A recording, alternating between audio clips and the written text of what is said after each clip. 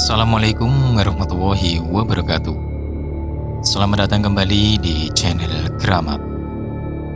Dalam episode kali ini, kita akan membawakan sebuah cerita horor dengan judul Teror Kuntilanak di Margorahayu, Kabupaten Bandung. Tapi sebelum kita mulai ceritanya, jangan lupa untuk like, subscribe, komen, dan share.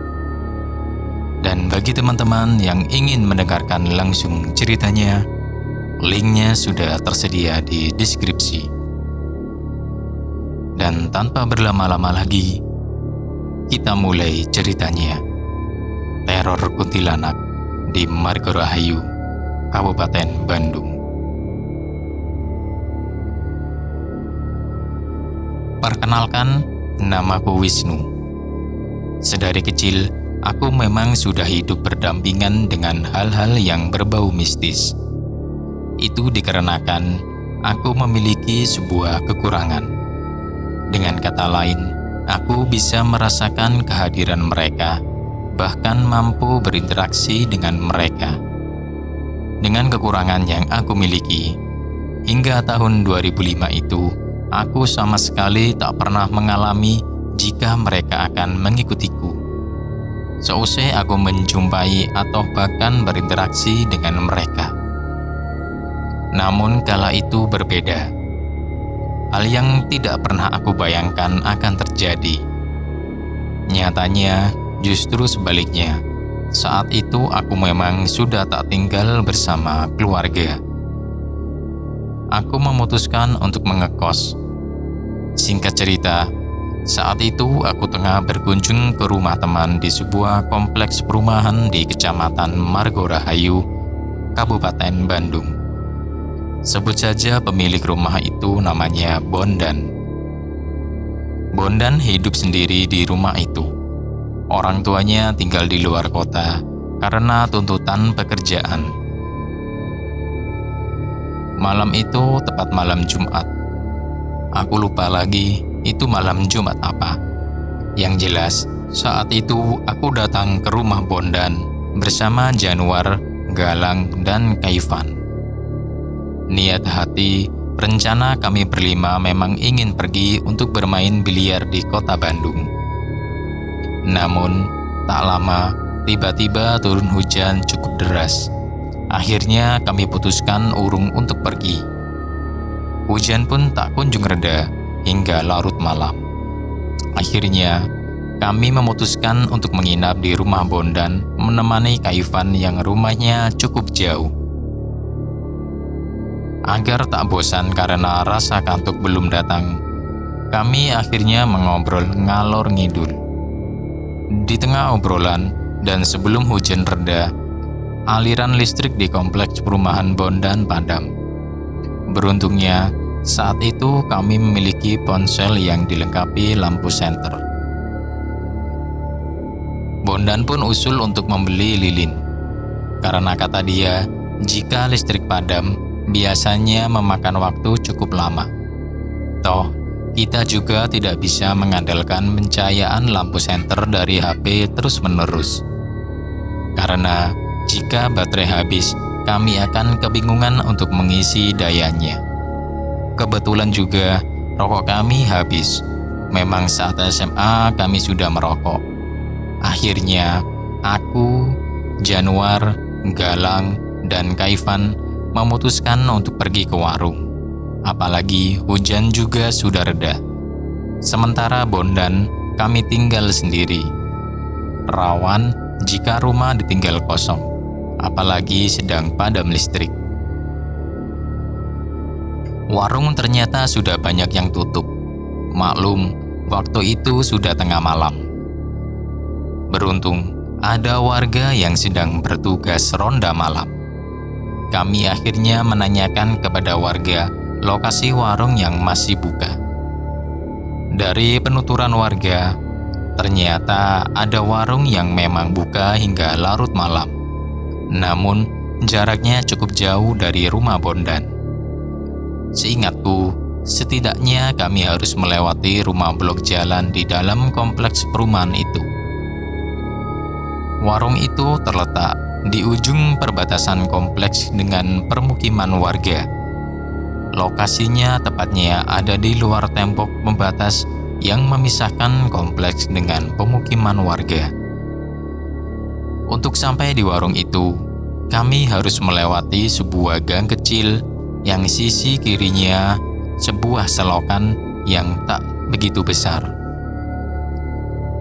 Itu jalan satu-satunya dan berdekatan untuk sampai ke warung tersebut. Kalau lewat jalan utama kompleks, kami harus memutar jauh. Bisa disebut itu adalah jalan tikus keluar masuk kompleks yang biasa digunakan warga permukiman. Kondisinya di portal dengan besi, namun masih bisa tetap dilewati. Setiba di warung, kami langsung membeli lilin, rokok, dan sedikit cemilan untuk teman begadang. Setelah semua barang sudah di tangan, kami memutuskan untuk pulang.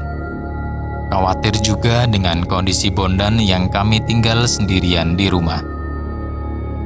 Kami akhirnya pulang dengan kembali untuk melewati gang itu. Saat berjalan, Kak bercanda dengan sedikit sompral dengan membicarakan kemungkinan ada hantu muncul tiba-tiba. Karena memang kondisi di gang cukup gelap gulita, penerangan hanya berasal dari lampu senter HP kami. Sebelum masuk gang, aku melihat ada sebuah rumah yang cukup membuat penasaran. Lokasinya ada di sebelah kanan. Rumah itu berbatasan persis dengan tembok kompleks perumahan. Aku pun lantas meminta ketiga temanku untuk berhenti sejenak. Aku meminjam ponsel Galang, di mana sorotan lampu senternya lebih terang dari lampu senter di ponsel kami. Aku mencoba menyenteri rumah itu dari luar pagar. Sekilas, memang rumah itu nampak tidak berpenghuni. Terlihat banyak rerontokan dedaunan kering berserakan di halaman rumah. Teras rumah pun terlihat sangat kotor. Tembok-temboknya sudah banyak yang retak dimakan usia. Kondisi dalam rumah terlihat samar saat aku mencoba menyenteri dari jendela utama di teras rumah. Pasalnya, jendela tertutup kain gorden warna abu-abu sedikit transparan. Saat menyenteri sisi dalam rumah, Kak tiba-tiba mengucap, "Awas bro, keluar hantu dari dalam rumah," katanya sambil tertawa. Tiba-tiba tanganku refleks mengarahkan senter ke jendela rumah yang ada di sebelah kanan. Tepat di depannya ada sebuah pohon berukuran agak besar, dan sepertinya itu pohon mangga. Aku berpikir itu adalah jendela kamar tidur. Hal yang membuatku kaget, di dalam kaca, aku melihat ada sesosok perempuan berambut panjang yang berdiri di sudut paling kanan sambil menunduk seperti mengintip kami. Aku pun langsung mematikan senter. Khawatir memang rumah itu ada penghuninya dan mereka tersinggung dengan sikap kami. Aku akhirnya menyudahi dan mengajak teman-temanku kembali pulang ke rumah Bondan sambil berbisik jika rumah itu ada penghuninya. Namun ketiga temanku tak percaya, sebab mereka pun ikut mengamati saat aku menyenteri beberapa bagian sudut rumah itu. Dan mereka justru tak melihat apa yang aku lihat di saat terakhir aku menyenteri jendela kaca kamar yang ada di paling kanan. Di jalan, kami sempat berpikir, kalaupun tadi ada orang sungguhan, mana mungkin dia hidup di rumah yang tak terawat seperti itu. Tapi aku masih berpikir positif dan tak menyimpulkan bahwa sosok itu adalah makhluk halus. Di tengah perjalanan, Kak menyeletuk lagi, "Ah, mungkin kun bro. Kan Lu bisa lihat apa yang gak bisa lihat, kata dia. Ah, enggak. Mungkin biasanya gua ngerasain kalau ada yang mau hadir atau menamakan diri. Kalau tadi mah enggak, jawabku. Tak berselang lama, kami tiba di rumah Bondan. Nampaknya Bondan ketiduran. Pintu gerbang di depan ia gembok. Mungkin khawatir motor kami diembat maling. Kami akhirnya mengetok pagar untuk membangunkan Bondan. Bondan akhirnya bangun sambil menunggu Bondan membuka pintu pagar. Tiba-tiba ketiga temanku itu mencium aroma wangi. Anehnya, aku justru tak menciumnya. Di kondisi itu, Ivan menyelutuk lagi. Tadi mah kun-kun, kan kata gua juga. Ini mah jadi ikut kesini sama kita, kata dia sedikit takut. Agar nyali mereka tak ciut, aku sengaja menjawab dengan nada sedikit bercanda.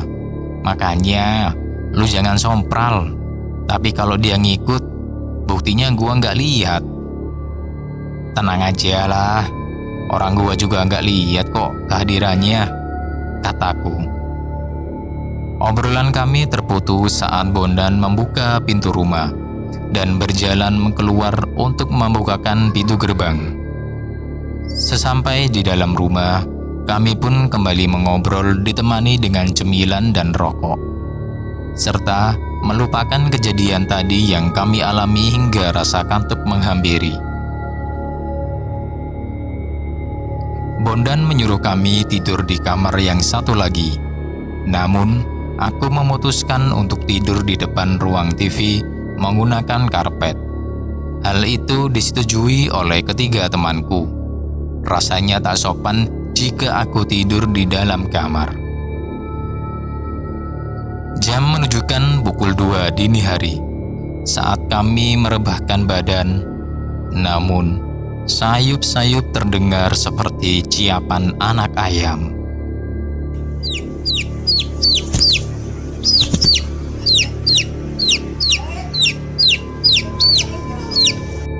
Aku pun bertanya kepada ketiga temanku, apakah mendengarkan suara yang sama. Ternyata hanya Ivan dan Galang yang mendengarnya, sementara Januar tidak mendengarnya. Mungkin Januar sudah merasakan kantuk yang sangat berat. Galang dan Ivan pun tak mengetahui jika suara ciapan anak ayam di tengah malam itu sebuah pertanda. Aku tak memberikan penjelasan. Di dalam hati, aku hanya mengatakan jika memang ada sosok kuntilanak yang mengikuti kami, mending menampakkan diri saja, ketimbang sembunyi-sembunyi dan mengganggu tidak jelas. Namun sampai mata ini benar-benar kantuk, sosok itu tak menampakkan diri juga. Akhirnya, aku dan temanku terlelap dengan hanya ditemani sebatang lilin menyala di atas meja. Tak selang lama, aku kembali terbangun karena gelisah. Saat membuka mata, ternyata mataku tak melihat cahaya lilin. Terlihat hanya gelap gulita dan mukaku terasa sedikit geli. Ada yang menutupi mukaku.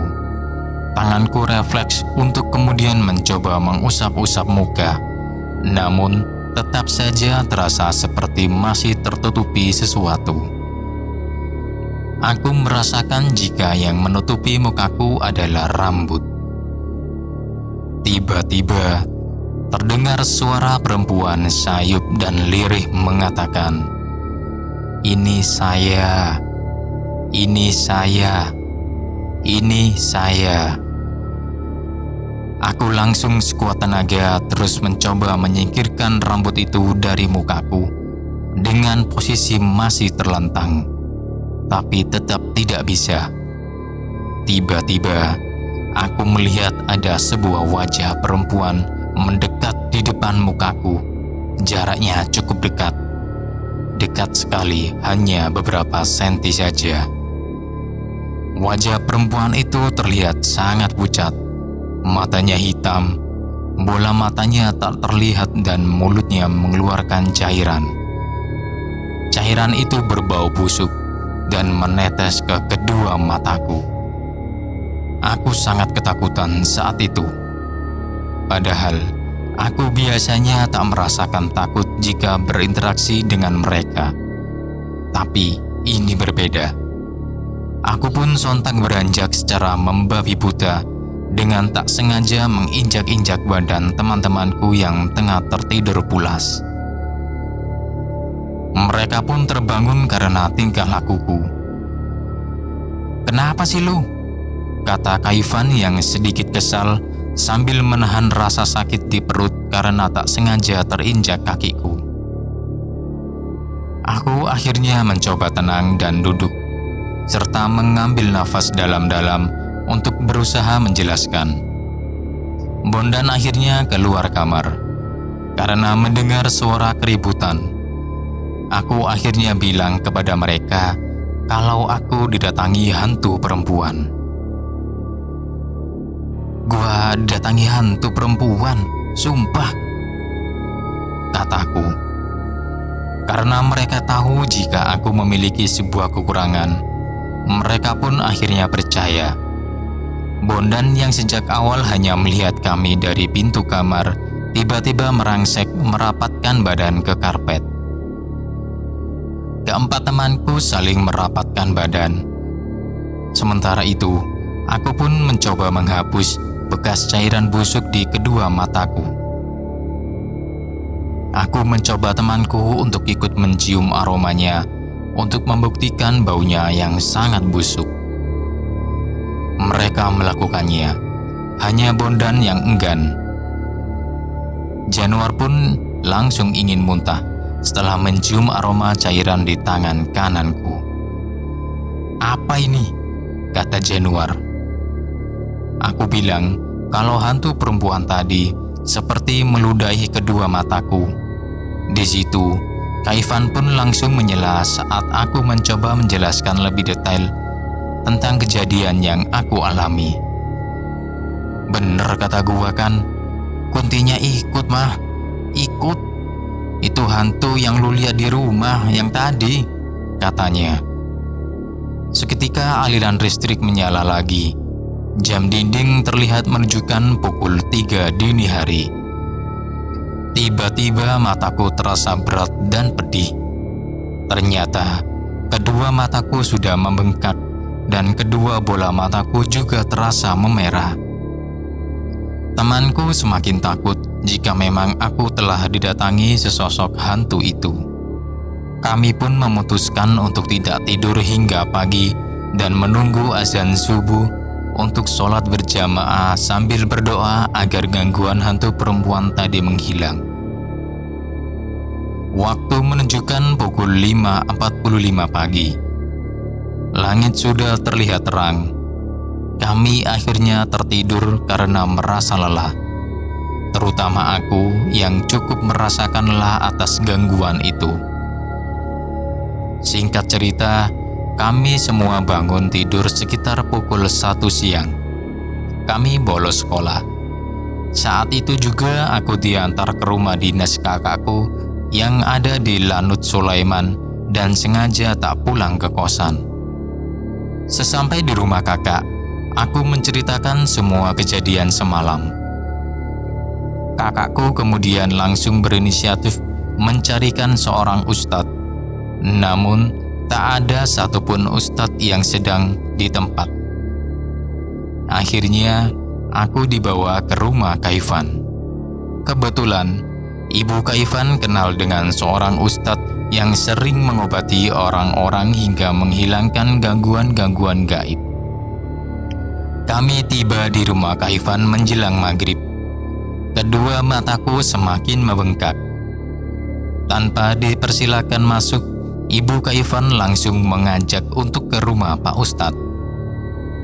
Sesampai di sana, Pak Ustadz langsung menunjuk sesuatu di belakangku. "Siapa kamu?" kata Pak Ustadz dengan nada sedikit membentak. "Dia ikut, Pak," kataku. Sekarang mah masuk dulu aja. Sudah waktu maghrib. Biarin saja dia di luar, kata Pak Ustadz menimpali pertanyaanku. Yang membuatku terheran, kenapa aku tidak bisa melihatnya. Biasanya aku melihat mereka. Kami pun akhirnya sholat berjamaah. Usai sholat, kami diminta Pak Ustadz menunggu di ruang tamu. Sementara Ibu Kaifan pulang dulu karena adik Kaifan tidak ada yang menemani di rumah. Saat menunggu, pintu rumah depan Pak Ustadz yang sedari tadi tertutup tiba-tiba terbuka dengan sendirinya. Kami semua diam tertegun sambil saling pandang. Aku kemudian mencoba menutup mata, mencoba sedikit mengingat kejadian semalam. Tiba-tiba rambut belakangku seperti ada yang meniup-niup. Aku mencoba santai karena sudah terbiasa. Tak lama, tiba-tiba Januar kesurupan. Kaifan berlari menyusul Pak Ustadz yang masih berzikir. Aku, Galang, dan Bondan mencoba menenangkan Januar yang saat itu terduduk di bawah, menyender tembok sambil menghadap pintu depan. Saat kami coba menenangkan, tiba-tiba tangan Januar memegang wajahku sambil mengelus-elus kedua mataku yang bengkak. Maaf, kata itu keluar cukup lirih dari mulut Januar, namun suaranya terdengar seperti perempuan. Pak Ustadz kemudian datang. Januar dicecar banyak bacaan ayat-ayat suci Al-Quran.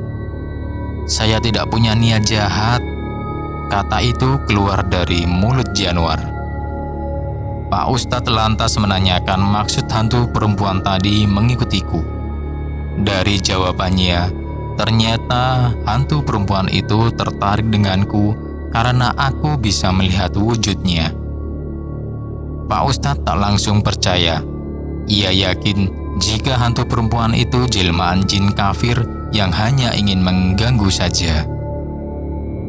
Pak Ustadz kemudian mengeluarkan hantu perempuan itu dari tubuh Januar. Singkat cerita, semua kembali normal. Pak Ustadz bilang, kekurangan yang ada dalam diriku merupakan daya tarik jin. Ia menyarankan kepadaku untuk rajin ibadah, dan hantu tadi tak akan mengganggu lagi. Kami semua akhirnya pamitan pulang. Aku diantar Bondan ke rumah kakak. Rumah Bondan searah dengan rumah kakakku. Aku bermalam di rumah kakak untuk menenangkan diri. Jujur, ini kali pertamanya aku diikuti makhluk halus sampai segininya. Padahal untuk melihat atau berinteraksi dengan mereka sudah sangat terbiasa. 3 hari lamanya aku di rumah kakak. Aku juga izin tak masuk sekolah. Setelah kondisi mental dan mataku membaik, aku akhirnya kembali ke kosan pada Senin siang. Sore harinya aku mencoba mengontak Kaifan. Ternyata Kaifan kala itu sedang berkumpul di rumah Bondan bersama teman-teman lainnya. Aku pun langsung menyusul di rumah Bondan. Ternyata sudah banyak teman-teman. Mereka ternyata masih membicarakan kejadian yang kami alami waktu itu. Aku mencoba santai, karena kata Pak Ustadz hantu itu tidak akan menggangguku lagi. Aku akhirnya izin untuk membeli rokok. Kebetulan aku tak membawa rokok sama sekali. Rasanya nggak afdol jika ngobrol bersama teman tak merokok. Tanpa sepengetahuan mereka, aku kembali berkunjung ke rumah di mana penampakan hantu perempuan itu menyapaku pertama kali. Namun aneh, saat lewat rumah itu, ada rasa takut dalam hati. Nyaliku mendadak ciut teringat raut mukanya waktu itu. Aku kemudian bergegas menuju warung yang sama seperti aku beli lilin waktu itu. Aku kemudian iseng menceritakan kepada ibu pemilik warung tentang kejadian yang aku alami. Tak disangka, ibu pemilik warung merespon ceritaku. Ia memberitahu bahwa rumah itu sudah dikosongkan sejak tahun 2000. Dari ceritanya, pemilik rumah itu mengosongkan rumah karena penghuni rumah sering mendapati gangguan gaib. Anak bungsunya sering kesurupan hantu perempuan. Mereka sekeluarga akhirnya pindah ke wilayah kota Bandung. Sementara rumah itu dibiarkan kosong begitu saja. Ibu pemilik warung cerita, ternyata lahan yang dibangun untuk kompleks perumahan itu memang dulunya merupakan sebuah kebun yang dikenal cukup angker oleh warga sekitar. Apalagi rumah di mana hantu itu muncul dibangun tepat di lokasi ditemukan seorang mayat perempuan buangan yang tak dikenal. Kejadian penemuan mayat itu terjadi sekitar tahun 80-an. Konon, perempuan itu korban pemerkosaan dan usianya sekitar 20 tahunan. Setelah mendapat informasi itu, aku akhirnya kembali untuk pulang ke rumah Bondan. Dalam perjalanan pulang, aku mencoba membuang jauh ingatan kejadian di malam itu. Aku pun memberanikan diri untuk kembali ke rumah itu untuk melihat-lihat lagi setiap sudut rumah dari luar pagar. Apalagi waktu masih asar dan masih ada matahari. Aku pikir kondisi rumah akan terlihat jelas dan hantu perempuan itu tidak akan muncul. Aku semakin mendekati pagar tembok rumah itu untuk melihat kondisi rumah itu secara detail. Selang beberapa waktu, aku mendengar suara yang terdengar dari dalam rumah. Awalnya suara samar, semakin lama semakin jelas di telingaku. Ini saya. Kata-kata itu persis dengan ucapan hantu perempuan saat pertama kali mendatangiku waktu itu.